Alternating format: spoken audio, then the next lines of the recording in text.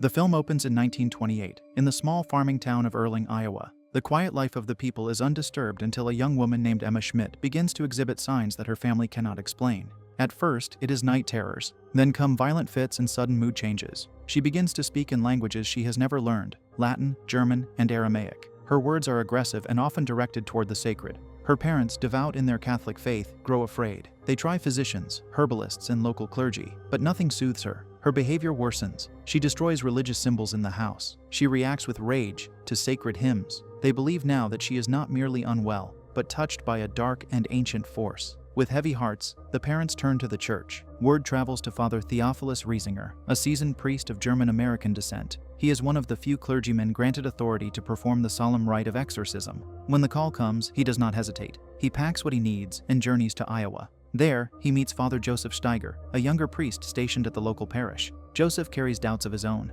He has recently suffered a personal loss. His brother took his own under unclear circumstances. The tragedy, combined with the church's inadequate response, has left Joseph spiritually adrift. Though faithful, he now walks a path of cautious skepticism, unsure where the line between mental affliction and possession truly lies. Joseph is hesitant when he learns why Riesinger has come.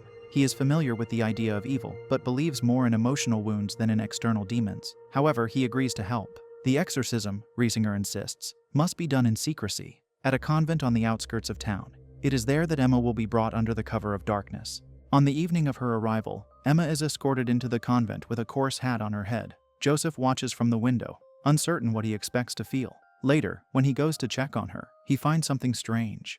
A wooden box of letters Emma once wrote to her late mother will not stay in place. Even after he adjusts it several times, it falls again.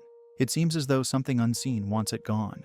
That night, Joseph is troubled. He cannot explain what he saw, nor can he ignore how charged the air in Emma's room felt. He tells himself it is grief playing tricks on the mind. The next morning, the ritual begins. The nuns have been instructed to keep silent. All doors are to remain locked. There will be no distractions. Father Theophilus stands before them. He tells them this rite is no ordinary duty, that while they may be new to the ways of darkness, the enemy they face is ancient. It lies, manipulates, and waits for discord. They must pray constantly, speak little, and act as one. Any division among them will be used against them. He does not sugarcoat it. The enemy will tempt them with guilt, with shame, with memories.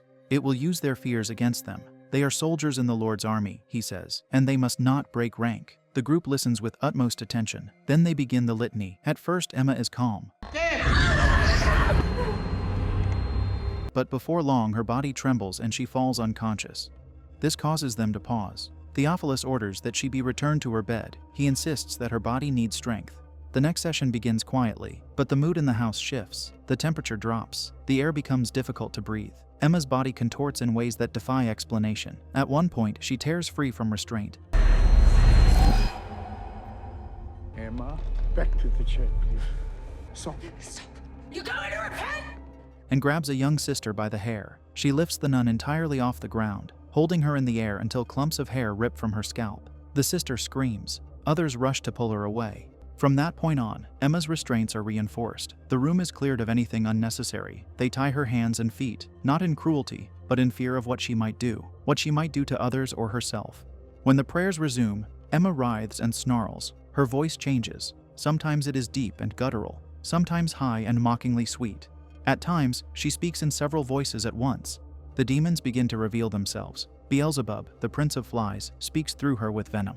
Another voice claims to be Judas Iscariot, the fallen disciple. A third voice identifies itself as her father. He's said to have mistreated Emma during her youth. Another spirit claims to be her aunt, a woman who, the family believes, once practiced forbidden arts.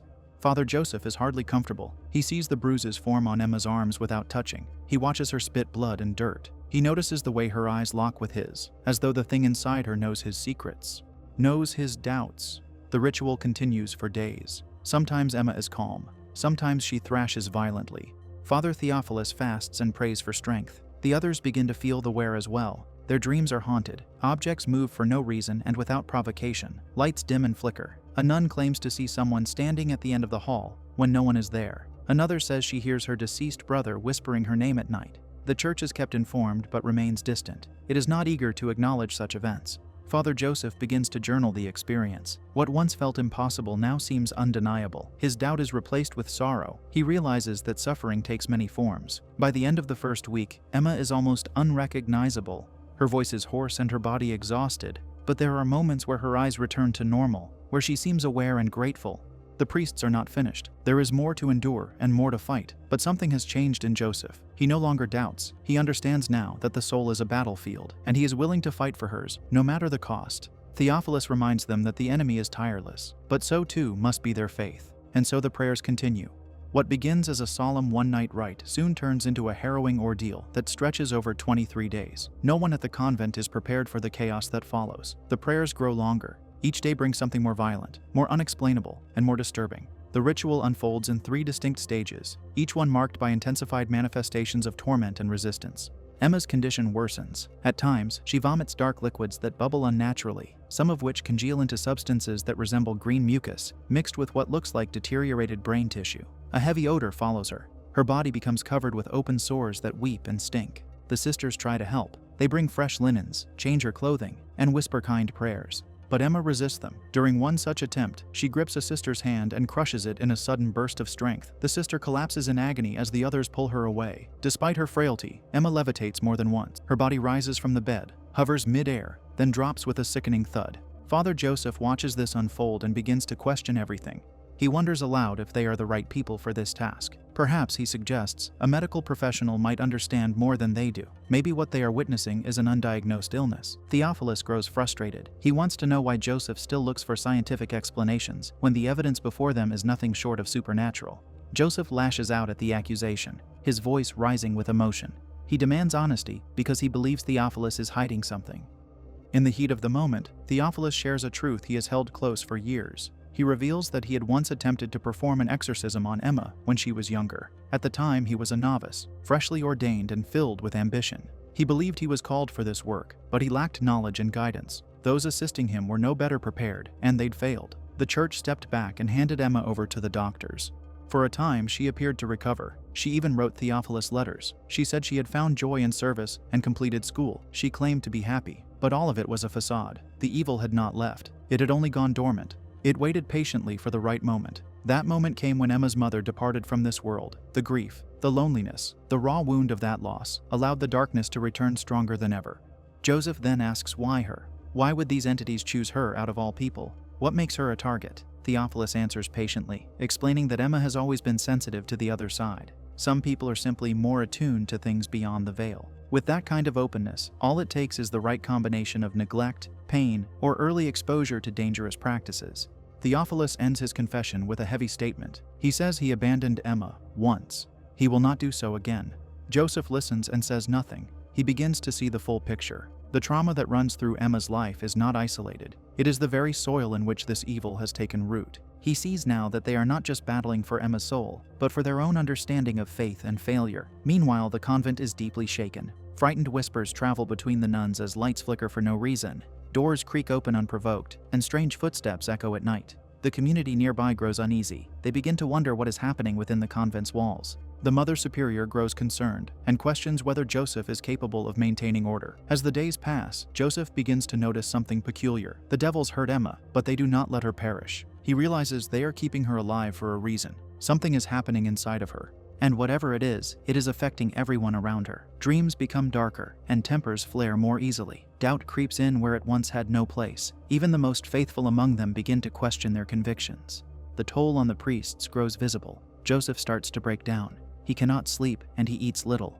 Theophilus becomes increasingly single-minded and refuses rest. Yet neither man abandons their duty. The final stage begins without warning, and lasts for 72 continuous hours. The prayers never stop. The priests, side by side now, demand that the entities name themselves. They insist the spirits submit to the authority of Christ. At times, Emma howls. At other moments, she weeps. Her body seizes and stiffens. The demonic voices grow louder. The demons scream insults, then bargain, then curse. Theophilus leads the charge, calling out each spirit by name. He speaks boldly, unmoved by their threats. Joseph supports him without hesitation. With one final surge, Emma breaks free from her restraints. She rises into the air. Then, she collapses, lifeless, to the floor. For a very long moment, there is only silence. A gray smoke or shadow seems to seep from her body and drift away. Slowly, Emma opens her eyes. Her bodily posture hints that the exorcism is complete. The end.